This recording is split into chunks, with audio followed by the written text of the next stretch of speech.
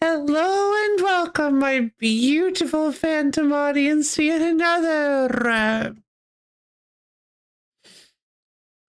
rather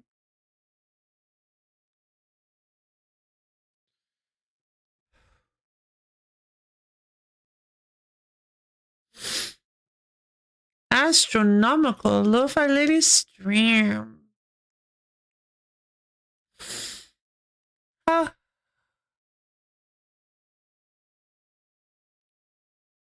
ah,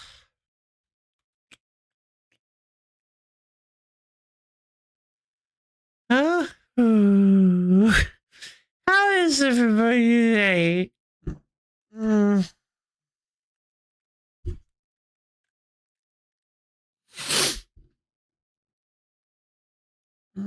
Good morning, Alabama. Yeah.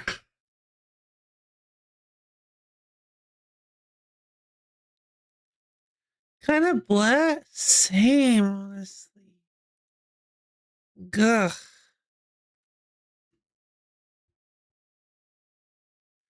I could honestly be feeling a lot better. The same as you, I think. Yeah, probably.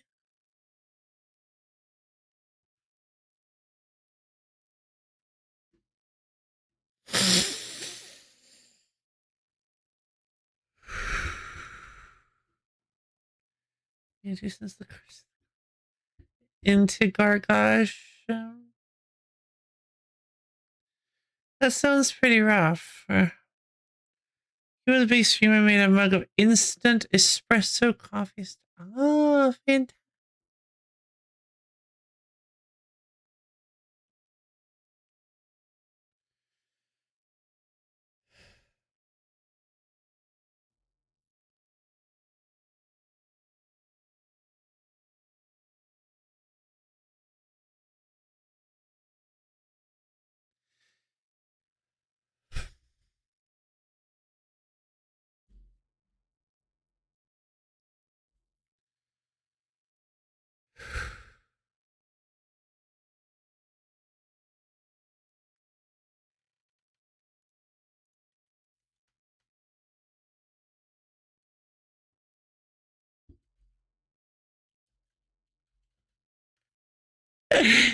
No, not 4 spoons. Not the whole thing. Oh, God. This thing called caffeine nausea. It was awesome. Oh, God, Malibu. No. No, Melibea.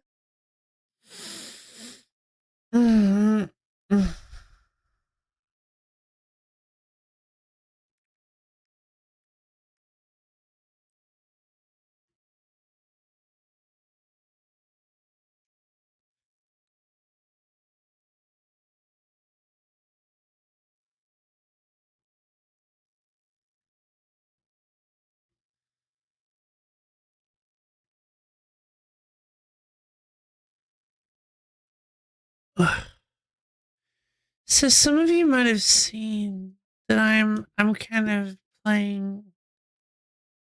I was playing an atmospheric broody incremental dungeon crawler game, and I could not click on that mighty rock fast enough. Yep, just gotta really push it. Real poisoned red, poor poisoned Melibea. Hey, but it was pretty thematic to the stream. Oh my god, wait a minute. Whoa. Hold on. There was like a lot of rat theming for the anniversary. Is this the year of the rat? This isn't the year of the rat, is it? That would be so incredible. We had to not shoot any of the rats in the chef's shift. You felt like rat poisoned. The final deck we played was a deck that had 20 Black Lotuses and 20 Plague Rats in it, just as a treat. Lots of rat theming. I wonder if we can find any more rat theming. I wonder if there was any more rat stuff. I don't think we fought any rats. We didn't see any. There was a Patrat in the cave in Pokemon Awakening, but I don't think that counts. Bad rats time, is it? Mm-hmm. The game I was playing was full of big mice, but they were basically rats. Come on, yeah, exactly. Exactly. They were basically rats. Come on. So yeah, Melody was playing a game with a bunch of rats in it that, that we didn't get to see, but like it was still happening. Yeah. Yesterday was definitely a rat stream. Like, so come on, rats. Oh. Your day was rat free only because you didn't notice them. Hey, Excess. You really went all out yesterday. It was a big, good anniversary rat stream. Thank you. I liked my anniversary rat stream. I'm really glad you liked it. I hope you guys had fun. I mean, oh, that's fair. But yeah, I hope you guys have fun. Oh. I stayed up far too late for how long we streamed.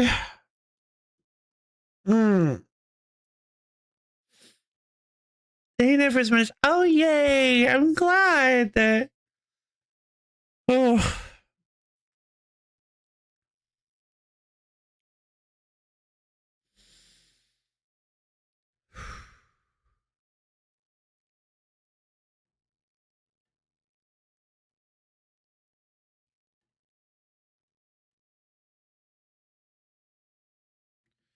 I'm quite happy. I'm glad to hear that. What's got you all happy?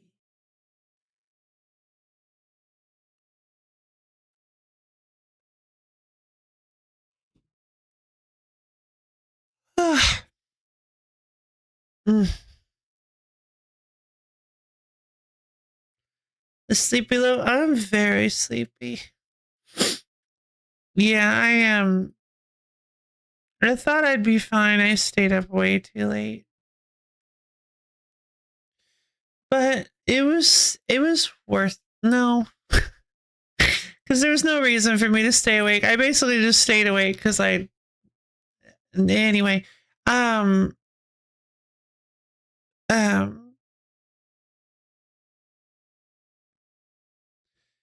Yeah.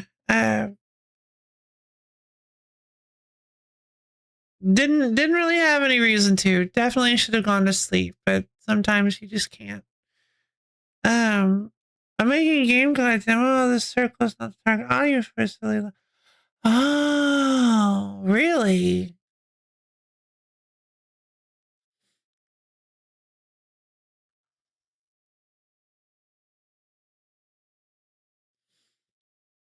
Mm.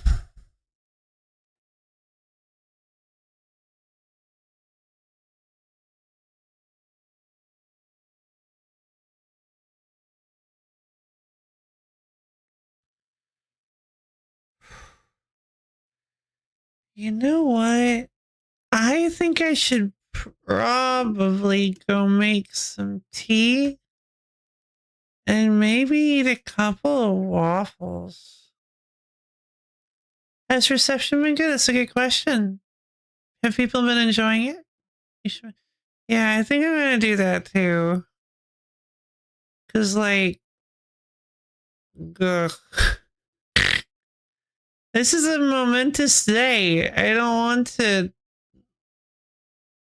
not be awake for it. Basically, oh, yay! Get some water and have waffles. Yeah. Mm.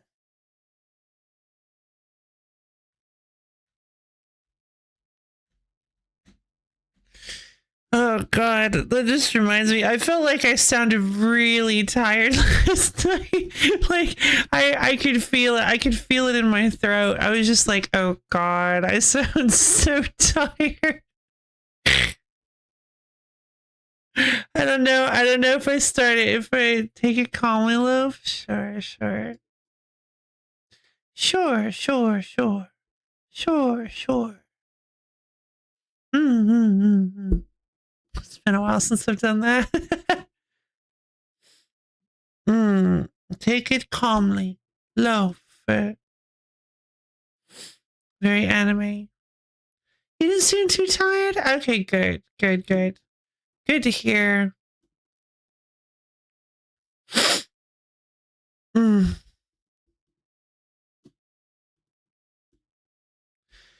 Yeah, sometimes I can go like a whole stream just jibber jabbering and chattering and well, actually, this is a little unrelated because this isn't exactly how I felt, but so it's just something I thought of. Sometimes I can go a whole stream jibber jabbering and chatting and just doing little voice acting bits and just voicing characters and reading and just go just like talk. And sometimes it'll just be like I'll be halfway through a stream where I'm talking a decent amount and my throat will start to get real sore. Like I can like it's a specific feeling that I'm like, oh, my throat's getting tired. This wasn't the feeling last night, but it is something that I thought about. You seem like a person who had been streaming for 12 hours. But you did, so don't overthink. Yeah, fair enough. Well, won't do. Won't do. Thank you. All right. Well, without further ado, with that out of the way, with that being said, with that covered, with that swept under the rug,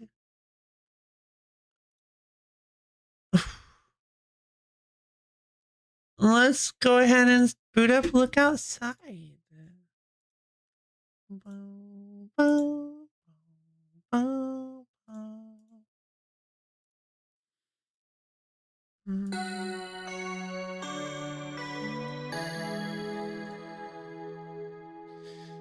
You know what fascinates me about Look Outside that I just realized? No. I'm gonna get waffles. I'm gonna get tea and waffles, but I want the music up so you guys have a little bit of game to listen to. But you know what really fascinates me about Look Outside? It's the fact that even when it's a game capture, it still has that little bar at the top. I don't think I've ever seen a game capture do that. I think I've only ever seen that in a window capture. And I find that to be very interesting.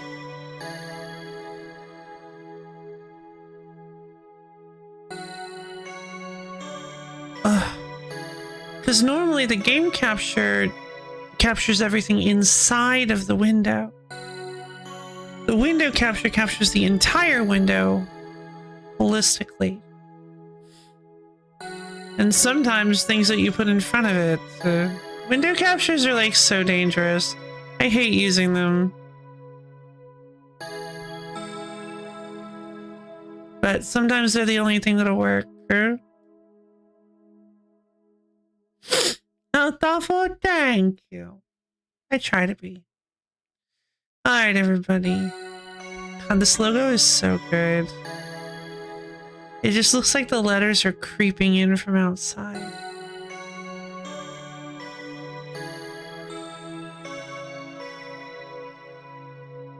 Look outside. It is a little difficult to read, I will admit that. So if you're not really sure what you're already playing, it's like Lurawi Sioe?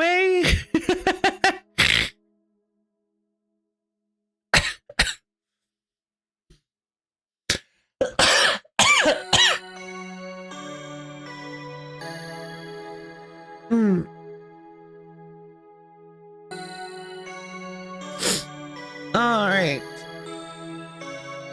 I'm gonna go ahead and make some tea, make a couple waffles, and get myself started for the day. And then we're going to jump into Look Outside. And we're going to solve some mysteries, you guys. We're gonna solve ourselves some mysteries.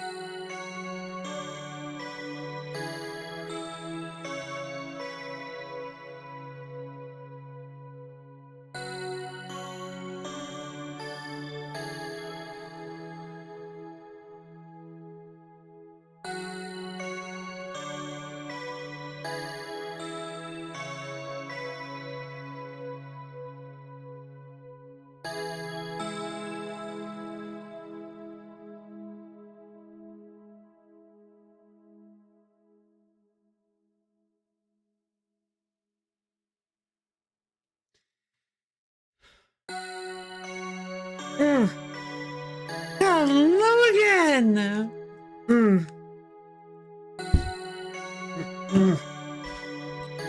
It is a mystery. We must solve the mystery of a soup. Is a hot dog soup? It was. A long time ago. Yuck. I suppose it's true.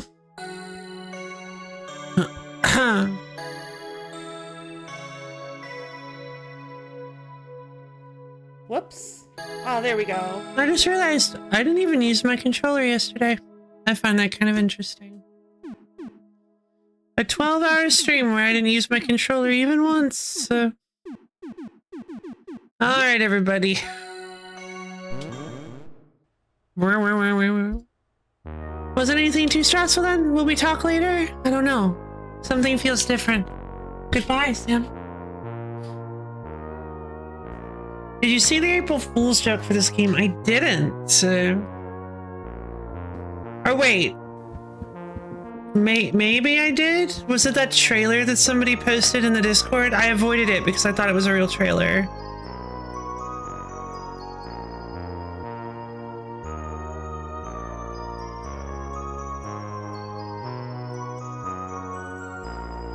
You would forward the crab.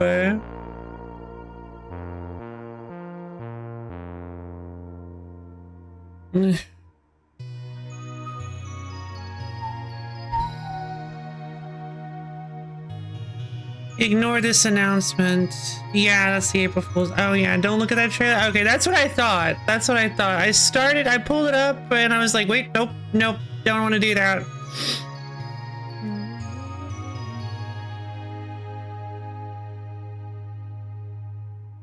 I don't remember anything that I saw. It was 1 second. It was only like the first second of the video because I just wanted to see if it actually was look outside and immediately pulled up look outside and stuff. And I'm like, yep, nope. Anyways, the short of it is there was an update on April Fool's. Gotcha. I think it's like way louder now. We might talk about like, Ole. Enough talking to plans for today. So it's a little damp. Alright, well, we have a whole to-do list of things to do. Oh, darn it.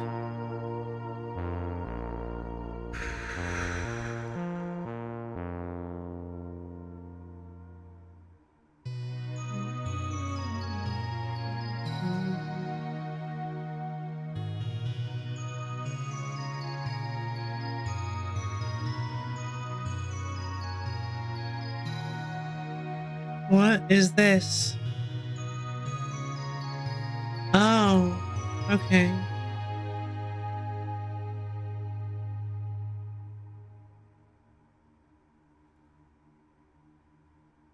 Alright, there are 3 things I really want to do. And I forgot to write down this one. 4 things I really want to do. I think there are 4 things on our to-do list. We need to check out the planetarium. We need to visit the plant that Helen wants us to visit.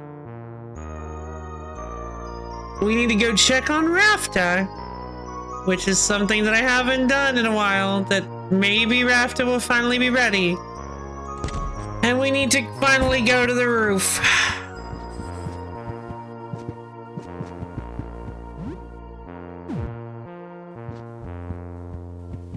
I think we can go check the plant first thing. Seems pretty low impact. So just in case you guys are curious, the woof. Today is the final day. Dawn of the final day. It is 6:28 in the morning. Who knows what could happen? Hi. Hey, Helen.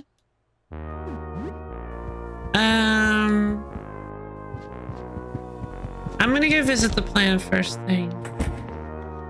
Hey, roaches. Hello, friend. Stay behind, baby.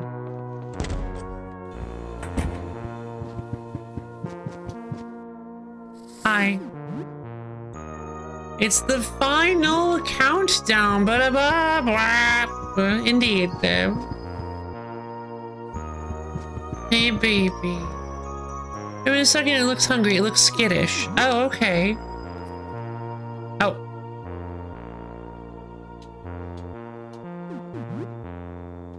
You gently wake Ribbit. Soon. Oh.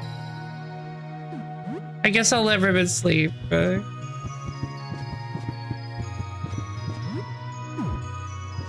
Let's go to the plants.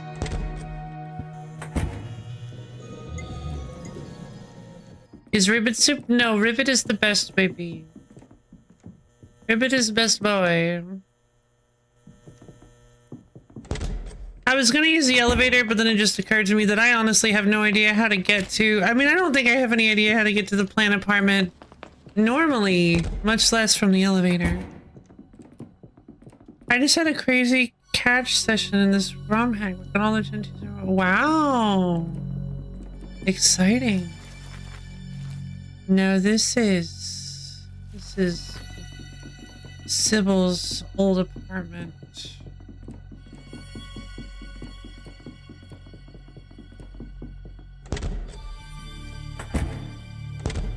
This is the astrologian, the astronomer's apartment.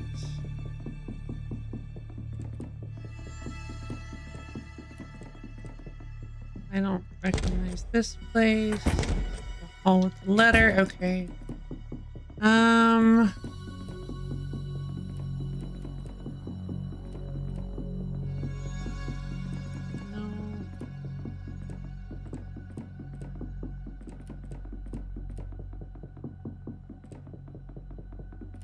No.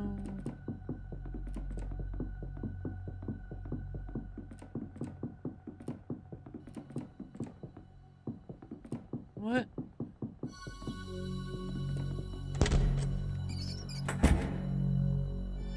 This is the apartment of the rat baby thing. Oh! Hey! Oh, I got to see her for a second. Oh, that's awesome.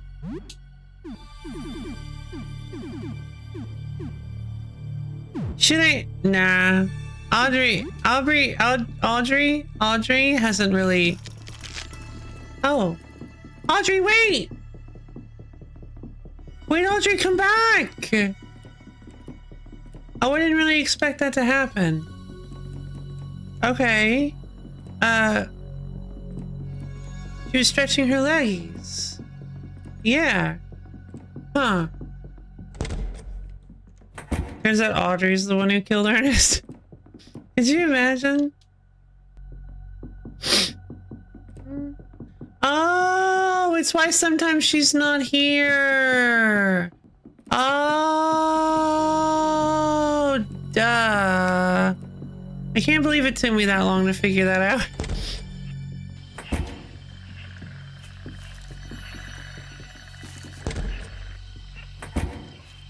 Somebody got Isaka's vending machine, yeah.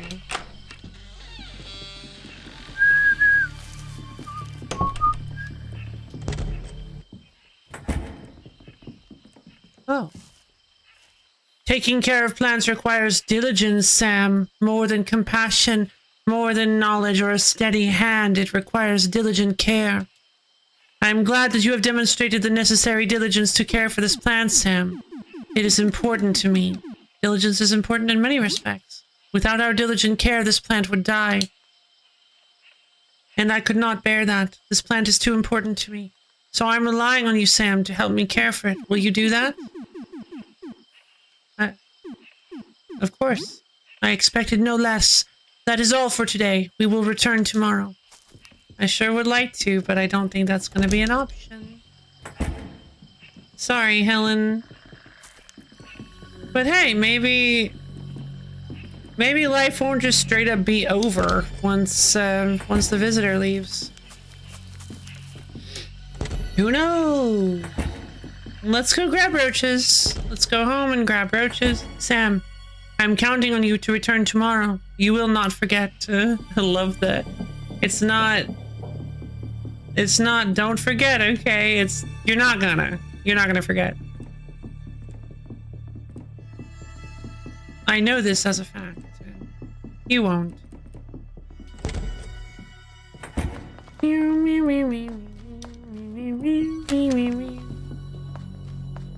I miss my little shadow guy. Oh, right. That was the first thing that appeared was Shadow Guy. And I was like, oh, wait, I don't want anything about Shadow Guy. I miss Shadow Guy. I won't forget. I'll just deliberately not do it. Home sweet home. No, don't deliberately not do it. The plant needs care. I'll stay. Stay behind for me, Helen.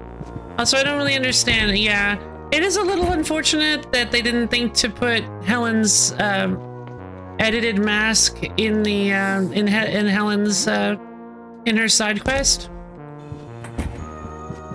But you know, it happens.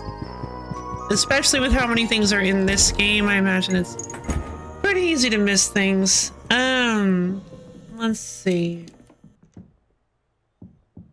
All right. I just realized we have to go back down to floor 1.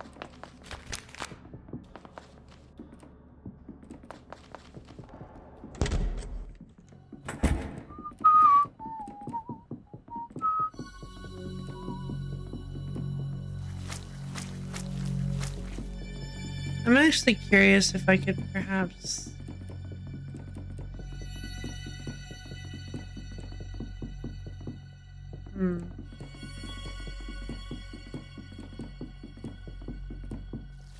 It's fine. The whole Audrey thing doesn't need to happen. Slurp. It's so creepy. Alright, into the planetarium we go. And finally, we get to attach the Mercury disk. Solve the planetarium. Astrolab. Oh, I'm so excited. What's in here? Notes dated 3 weeks ago. I understand. I have not been this lucid in months. I need to write while I still can. What I've discovered is inconceivably dangerous and must never be learned by anyone else. The world is in danger. I've stopped trying to communicate with them. I cannot put them in danger. I cannot allow them to know what I've learned. But I have left instructions. Hints to guide them in the right direction without telling them the truth. They must never know where the world will die, and my fate will be theirs. I hope Jasper is able to find what I left him. I wish I could have showed him in different circumstances. I'm sorry. I've begun the process. There is no going back now. I'm forgetting so much already. I'm already starting to forget their faces. I hate it. I haven't cried in a long time. I guess this body can still do that. Aww. What is this? Various parts. Was this a telescope? Sure. Find telescope pieces. What do I do with these?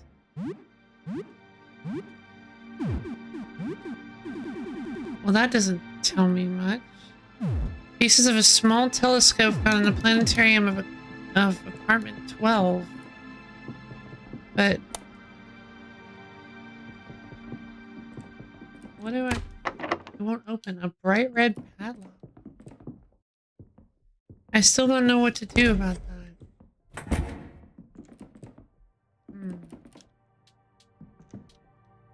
The front door is boarded up. Okay.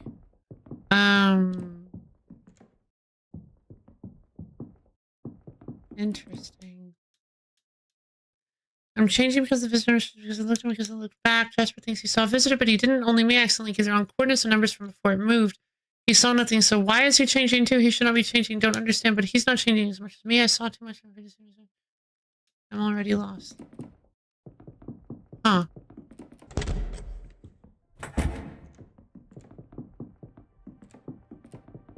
I mean...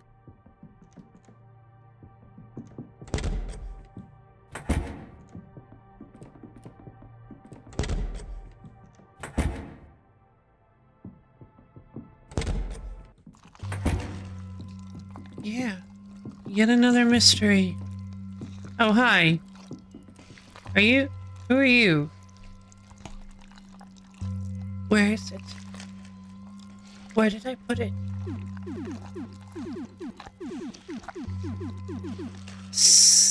Are you looking for this? What will you show the creature? Oh, there it is. Thank you. The creature takes the pieces from you, but it is broken, as usual. I will need to take it to him. He knows how to fix it. Thank you, friend. Where did I put it?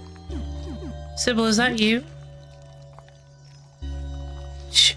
Jasper? Just the man I wanted to see. Guess what broke? Again. Yes, the telescope you gave me. Can you do your thing and fix it pretty, please? I'll make you some coffee as payment. Do we have a deal? The creature gives back the telescope pieces. One coffee coming right up. Don't take too long or it will get cold. Where did I put it? Hello. I can't find it. I can't. Did I lose it? Where did I put it? Where is what? Where is it? I can't. Where did I put it? Huh. Well, that was extremely lucky. Oh, this is a good song. I guess... I was so glad you spoke to one of these. I was worried you were going to... Yeah, I almost did. And then I was like... I thought a couple times that it seemed kind of like they weren't... Like they were more wandering than... It seemed like they might not be aggressive, but... And I was like, you know what? Even if they are, I can handle them. There are more of them. Interesting. You did mention... Since you bring that up, maybe I should go talk to the rest of them.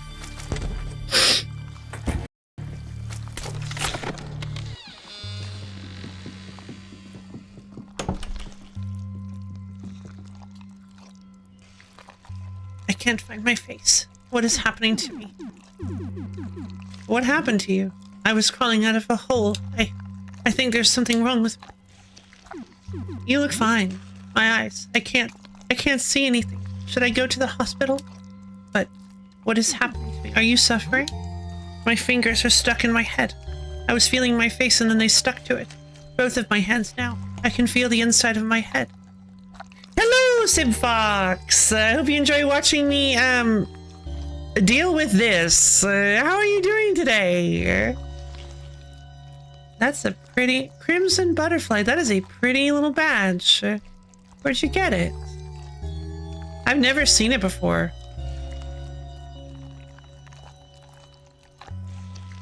This isn't right. I don't think you're human. My eyes... I can't... What is happening to me? Okay. Interesting.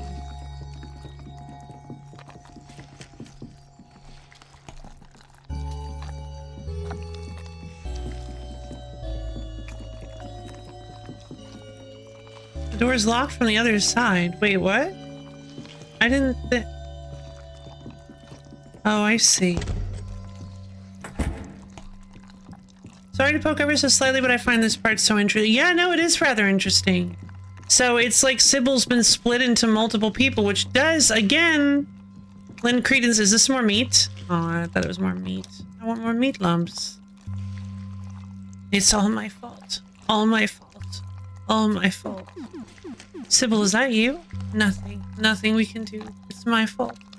What are you talking about? All my fault. I did this. It's all falling apart. I forgive you. Not a forgivable thing. It's the other kind. You're right, it is your fault. Yes, it is my fault. It's over. It's all over. We can only watch. Ah. You like Pancake? Me too like Pancake. Also, this game is great. Solid spooky game. Yeah, it's really good. Hey, Angelic Bye, how you been? Meat! Ah, I thought it was meat. Not free meat. Oh, hello. I don't recall you. Oh, Hollow Husk. Okay.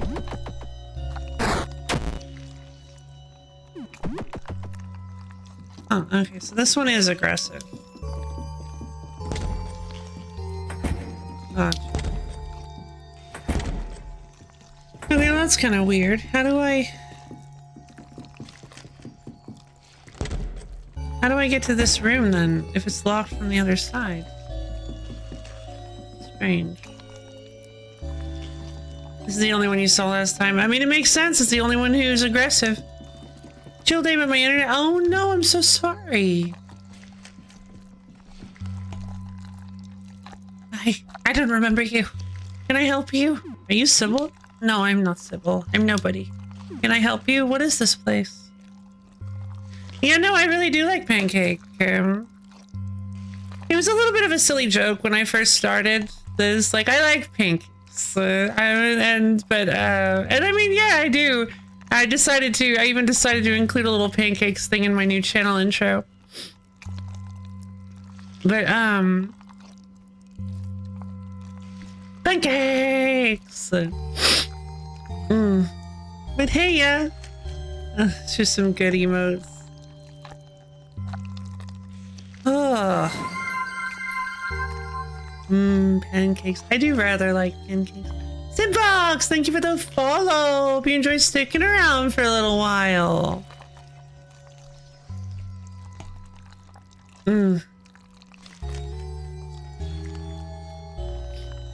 But yeah, this is this whole playthrough has been quite the ordeal.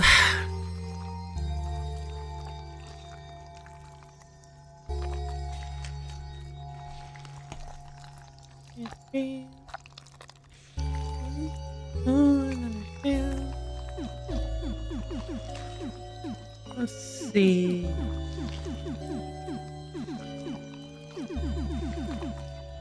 What is this place? Some kind of bathroom? My bathroom? Her bathroom?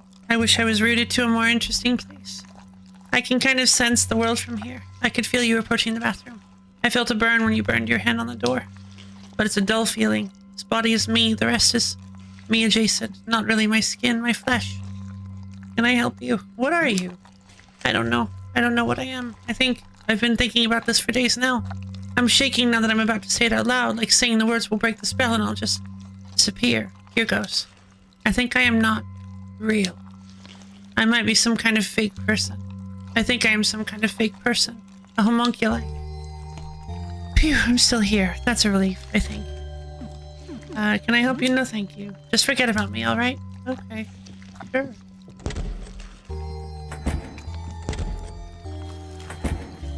I like that, like saying it might break the spell. I like that sentiment.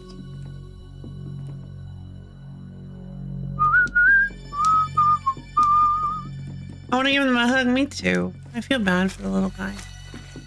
We actually need to go to the elevator because I left all the, I short-sightedly let- Hey, baby! Oh, there she is! Aww.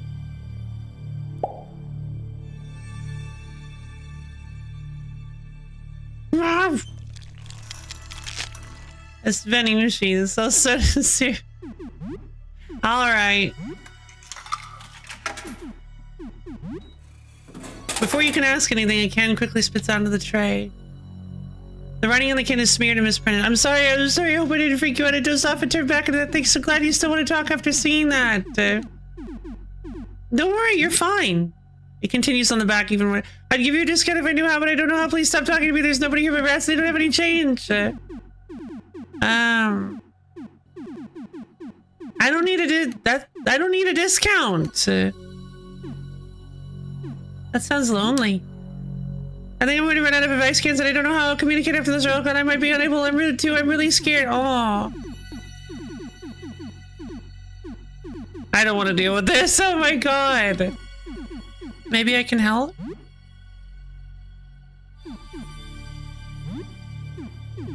Examine the machine. I think that's a new one. Let's add a quarter. Sure, let's add $1. Oh no. She's out of advice. She's out of advice coins. Or advice cans. You have a look around the Audrey from the front. She looks like a perfectly normal vending machine at a glance.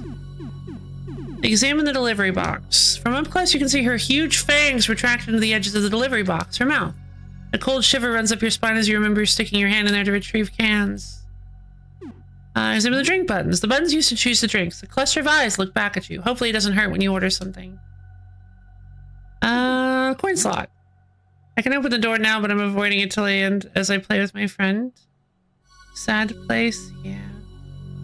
The coin slot, it seems to expand and contract regularly. Maybe this is where she breathes from. Are you sticking coins up her nose? There's a hole next to the coin slot. On closer inspection is a deeply recessed keyhole. It seems you need a special key to operate this. Let's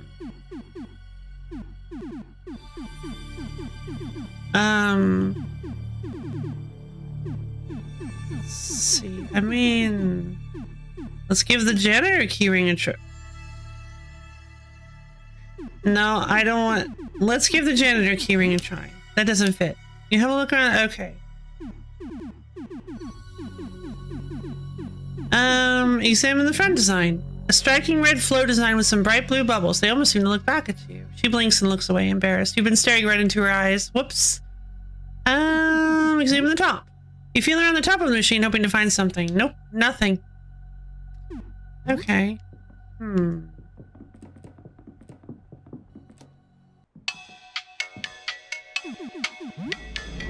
Let's go talk to a guy. I mean, I feel kind of bad taking advantage of this. Knowledge? Hello. Listen, guys. Today's the last day. I don't think this is a good idea to mess with me.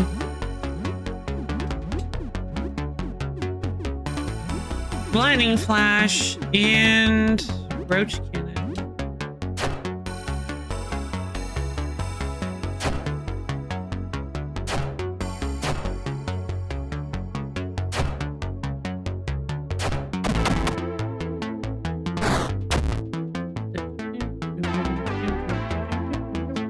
No effect on shrimp. Shrimp is approaching. Oh no, but shrimp is also bleeding.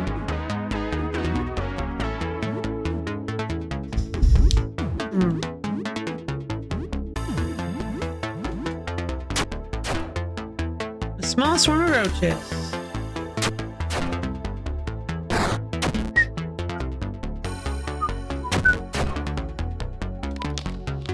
Claymore was damaged. Oh no! I like that Claymore. Just gonna go for normal attacks. Shouldn't be too tough. The Shrinch. Is it last day? It is already. I've been playing this game quite a lot, actually. You're gonna experience $55. Lyle's now level 15. Alright.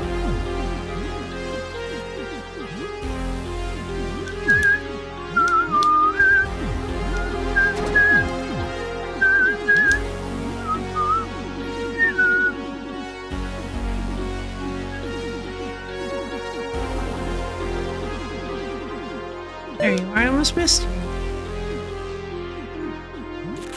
Shift Claymore.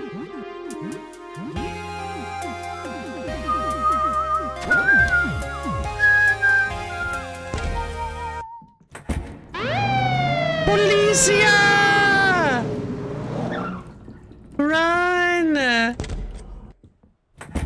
Hey, buddy. What do you want? What do you want to talk about? Anything interesting nearby?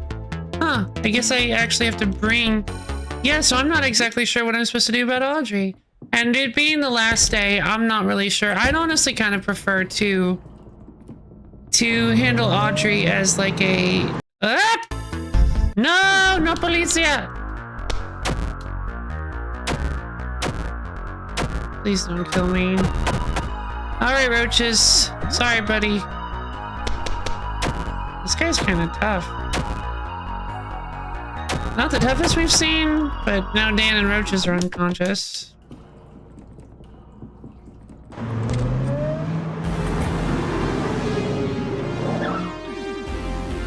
I do kind of like... I know that like starting on the last thing you used is often pretty nice, but sometimes I just wish that it would start me at the top, because all the most useful stuff is at the top. Yeah. Have I looked at that? I did at the very beginning. Ground floor.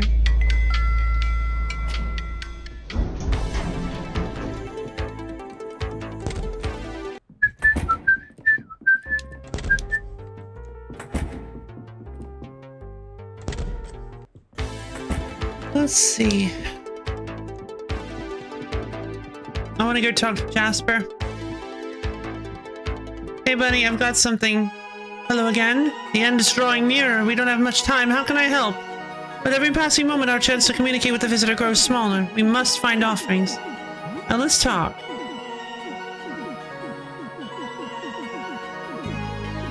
Please tell me about Sybil. We were good friends. Why do you ask about her? Do you have her notes? Anything? She kept some research notes back home in her office. I don't know where she kept the rest. I couldn't find anything when I was there, but then again, I couldn't really think straight at the time. Anything, please show me. About my neighbor. Your neighbor's also named Sybil? That is certainly an interesting coincidence, but no, that is not our founder. She is no longer with us. If she is even still alive, she's unable to communicate. We can only hope she is in no pain. Why do you ask about her? Where is she now? I don't know how to answer this. She's gone and she's everywhere, but most of her is in her home.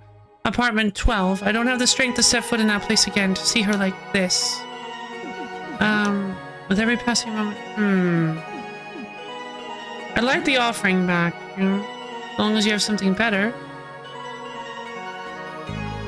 I have something for you. Here, what is this? This is Sybil's. Was this in her home? It's a telescope I got her 2 years ago, just a piece of junk. It broke constantly. We'd spend nights looking through it until the sun came up. She never got the knack of fixing it, always brought it to me when it fell apart. I figured she would have gotten rid of it by now. She's gotten much better equipment since. This is just junk.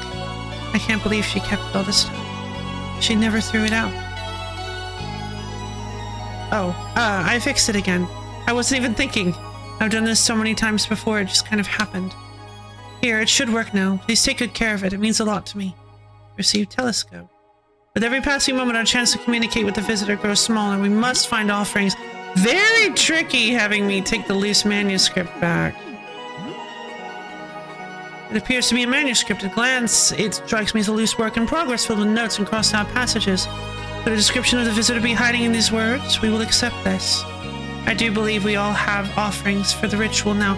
Say the word once you're ready too, and we'll set out for the roof.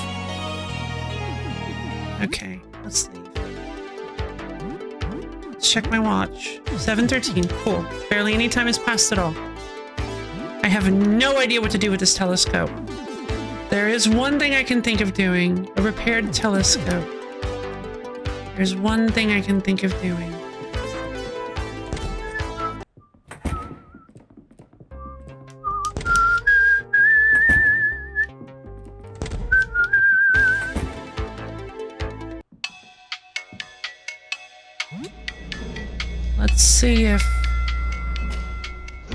Let's see if our Sybil knows anything.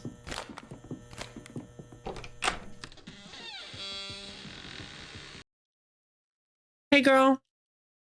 Sam, nice to see you again. So what's up? I have something for you. Oh, what is it? What is this? Why did you bring me this? This is the telescope This is the telescope he gave me. Jasper. Oh no. What did I do? What did I do? What did I do? I saw the visitor, and it saw me. It reached out to me, to us. This is my fault. It's all my fault. Everything. I'm the reason the visitor came here. It was me. Did I doom the world, Sam? You didn't. How? How is it not my fault? Well, it was an accident. It was coming either way. I don't know if I can say that for sure.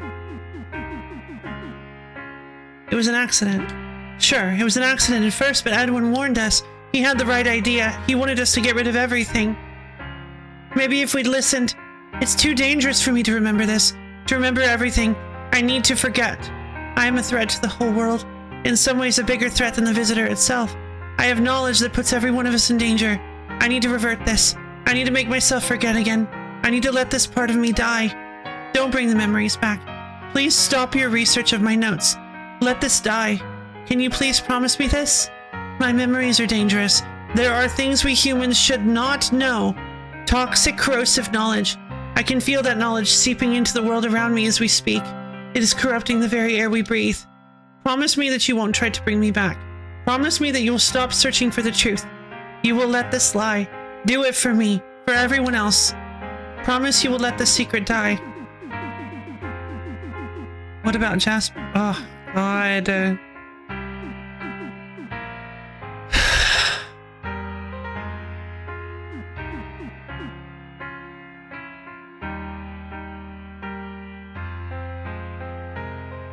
I'm just so curious.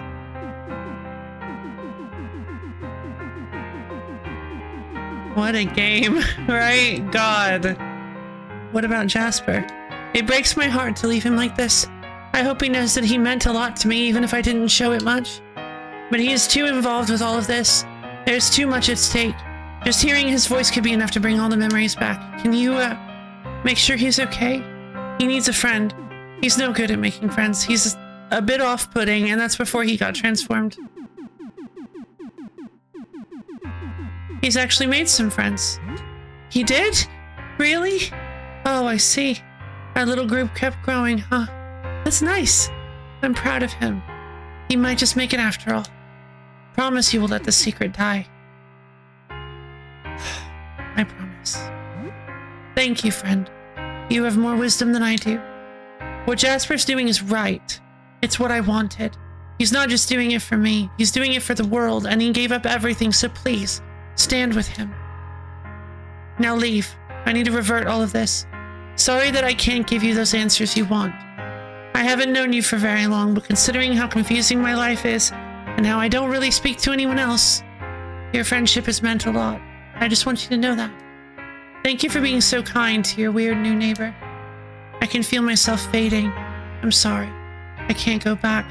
I have to forget everything or the world is in danger. Please, forget this conversation. Just don't forget the promise.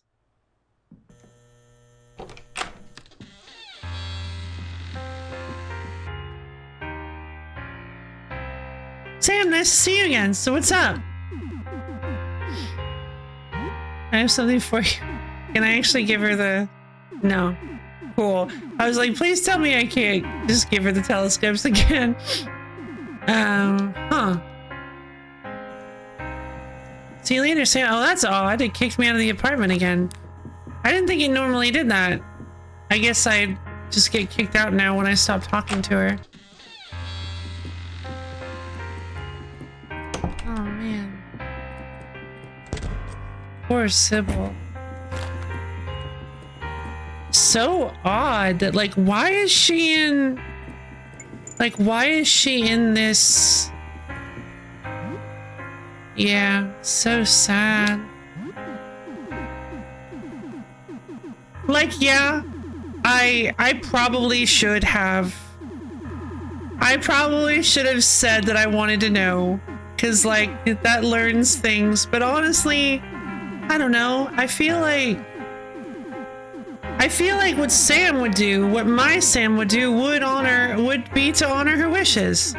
Like, yeah, it leaves me not knowing as much as I wanted to know, but she's clearly distressed by this, and I've known her for like 2 weeks at this point. And in a situation like this, 2 weeks is like a lifetime. We've kind of grown close, and I really care about her, and I respect her wishes, so I feel like it would make sense for Sam to do that. Let's see.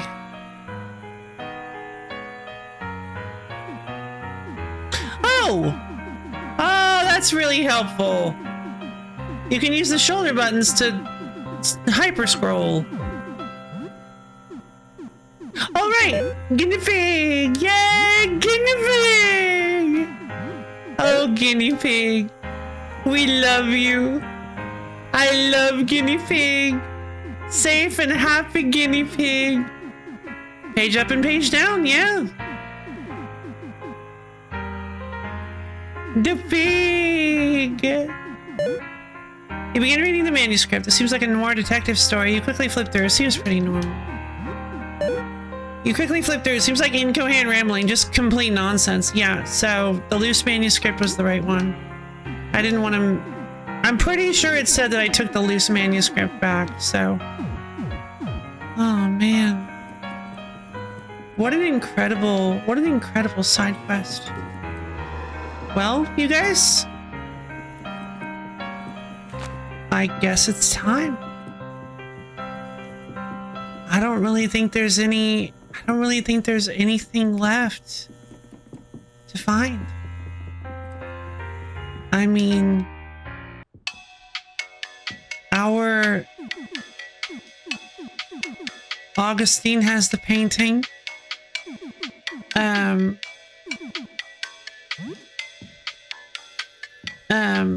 The first guy has the image of the photo of the visitor. Beryl has the security tape, and Jasper has the manuscript. I can't really think of anything else we could do to prepare for this.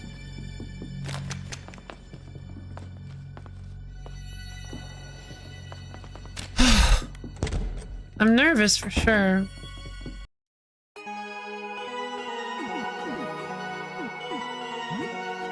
I have questions.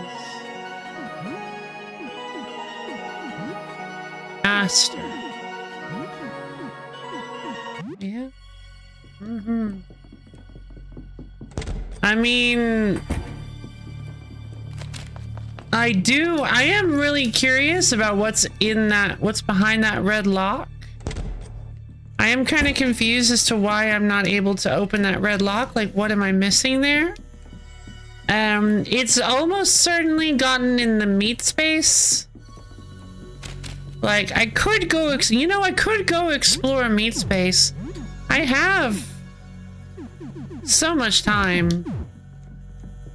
We could go try and explore a little bit of meat space, see if we can find anything interesting.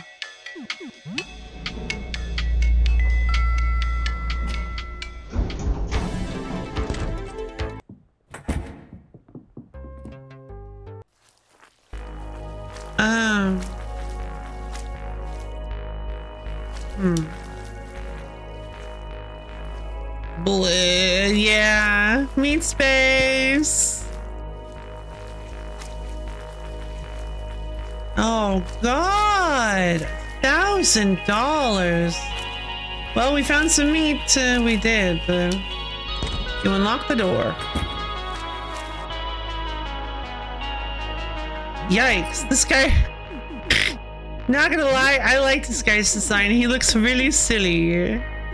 He looks very silly. I love him. He apparently is far away.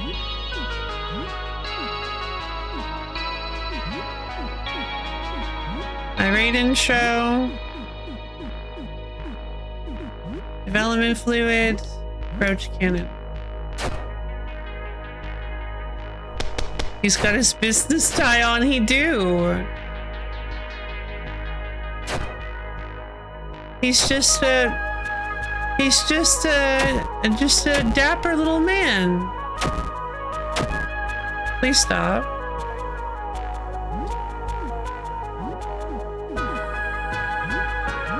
Sam, staunch your own wounds, will ya?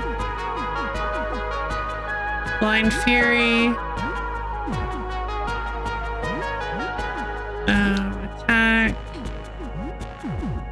Big Chomp. Standard attack. There he goes. Predator is slain. The Venom Dagger was damaged. I refuse to accept that.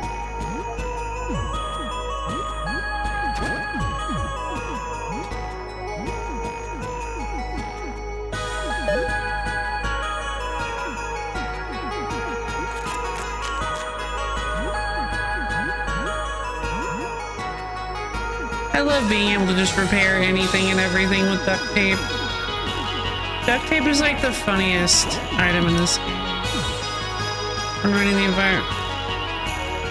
Because clearly my stupid little car is wondering, yeah, of course. Some enemies have descriptive names like this one, Predator, and some enemies still have their human name. True. That is really interesting. Oh, no. No, no, no, no. No. No. No. Don't, no. No, not, I'm not going into a room where you go to a room where the music stops, you know you just made a mistake. We're going somewhere else. We're walking away. Somewhere else is fine.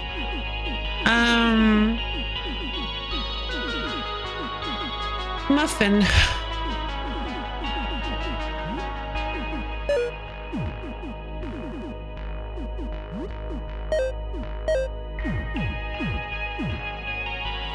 I have a theory about it. Want to hear it? Sure. Ooh, we must go to the creepy musicless room. Ooh. All right. Let's check out the crib. But like, look, there's like a barrier here. It's gonna like open up and kill me. Oh. A long needle-like key with eye decorations. An iris key. Wait. Another iris key? What? What does that mean? It suddenly shifts in your hand. Good thing I pushed you. We must go. Yeah.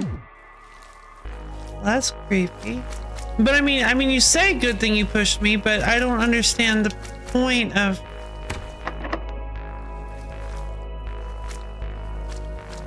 What is this? Goblin claws.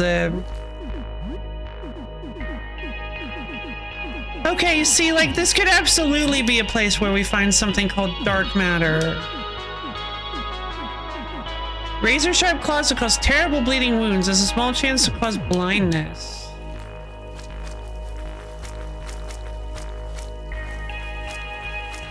Oh, about the names.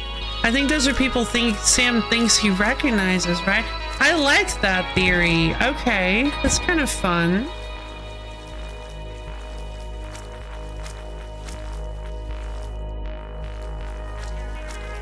This guy is the worst.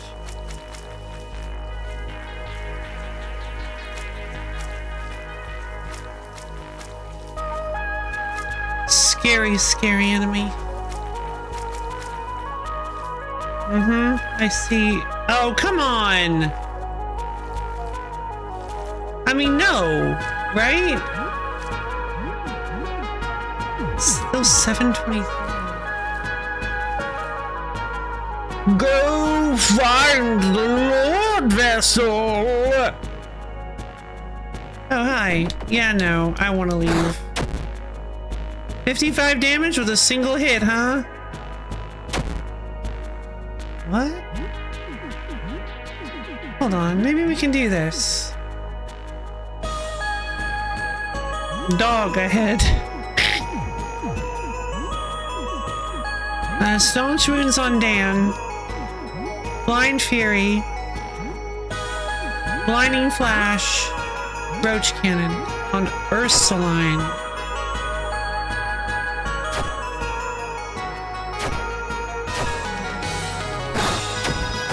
Ah! Of course it attacked Dan. Yeah, no, it didn't revive him.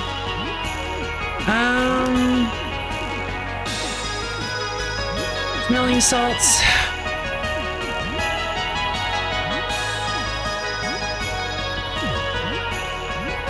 Roach Cannon.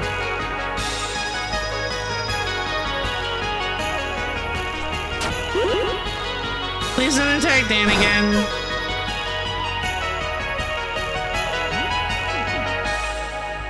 Okay, staunch wounds on Dan. I'm gonna try this again. Half of targets. Let's go rapid thrusts. Okay, it blinded. Development fluid. Another roach cannon. A little bit more roaches. Dense swarm of roaches. Excellent hit! Nice. Oh god. Okay. It's like you've activated danger mode. Ah, it's pretty good. I like that. Okay, now I can't use painful stab for some reason. Oh, is it because I guess it might be too far away, but it's also possible that I just don't have the right weapon for it. No, I think it's just too far away. Yeah, no, I think it's because I have a whip now. Let's use Screamer. Irate intro. Yeah, whips can't stab. Alright, I'll have to fix that. Roach's acid arrow. Jesus. Roaches, please. You defeat the heart for now, but it's already regenerating. In 16 hours, it will have completely regrown. What? Okay. What? Raid boss?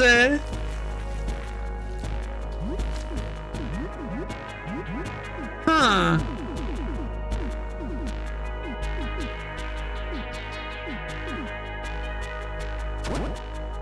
In the meantime, you can... No idea.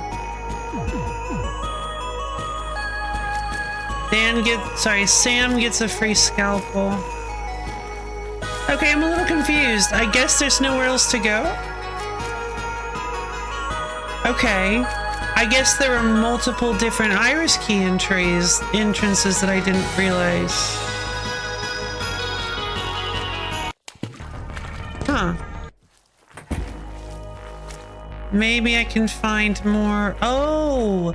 Maybe the red lock in the planetarium is also an Iris Key, and I just didn't, since I don't have one, it doesn't even ask me if I want to use anything? No, that can't be.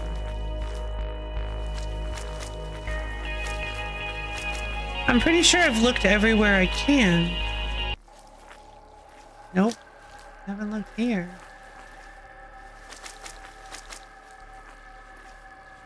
You did get an Iris Key inside, so it makes sense.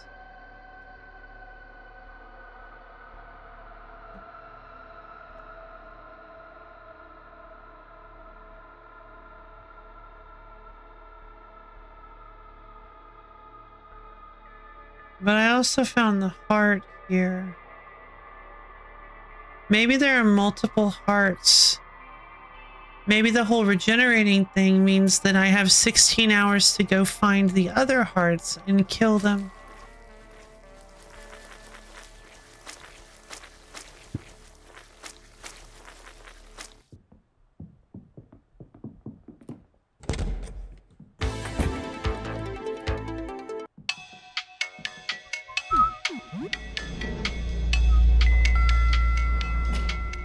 I don't know if I'd have the heart for it. Fair enough.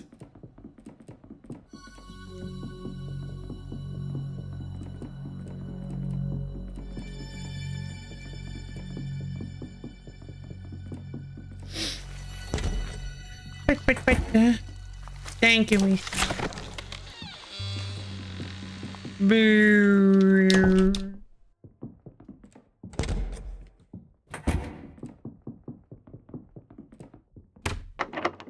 Nope. Not sure what to do with the bright red padlock. Maybe, oh, you know what? That's probably, I think I know what that is. I bet you if you tell her that you want to look, I bet she gives you the bright red, the red key. If you tell her you want to continue searching. She knows she can't stop you from searching for the truth, so she gives you the key to the secret, too.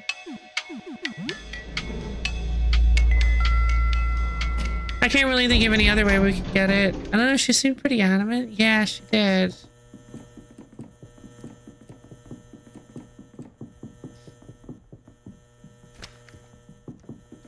Solidly tier 5.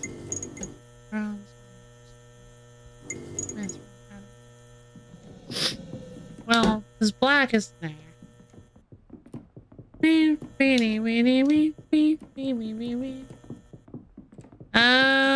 Let's see. I mean, boy, thank you for the almond contribution to the wheel stream. I'm sure I missed some. Hold on. Expendo! Thank you for the almond contribution to the wheel stream like an hour ago. Maria! Thank you for the almond contribution to the wheel stream. No, no, no, no, no, no, no, no. Touch controls. I mean...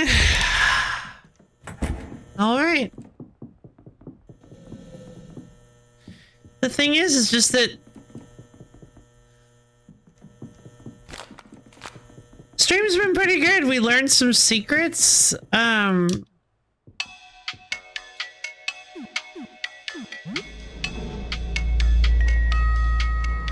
Goopy. Indeed.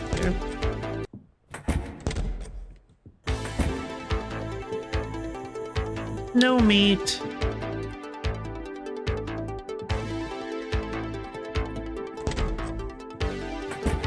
Oh, that's another way we can go.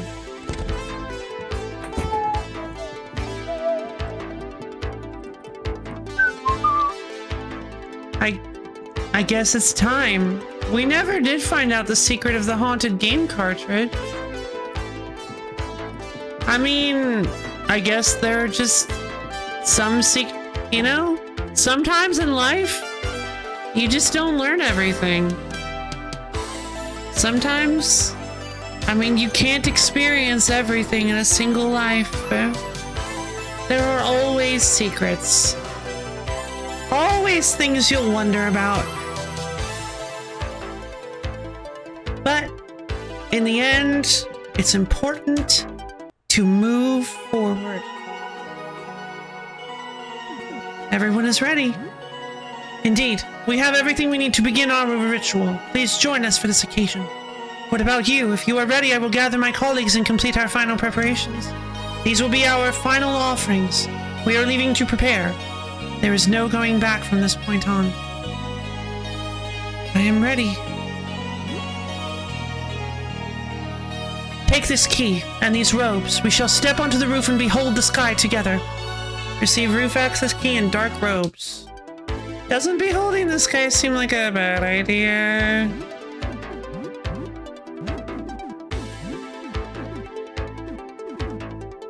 A gift from the culted. Wow, that's some powerful body armor. Should I not bring my allies? They don't have any robes.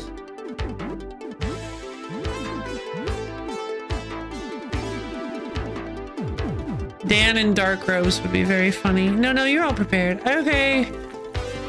Hey, wait a minute. I never killed this guy. What?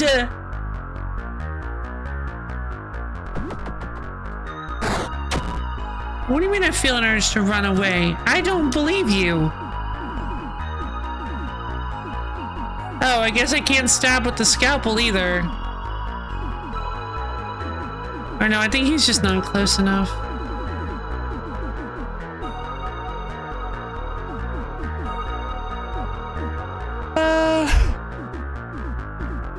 Pie throw!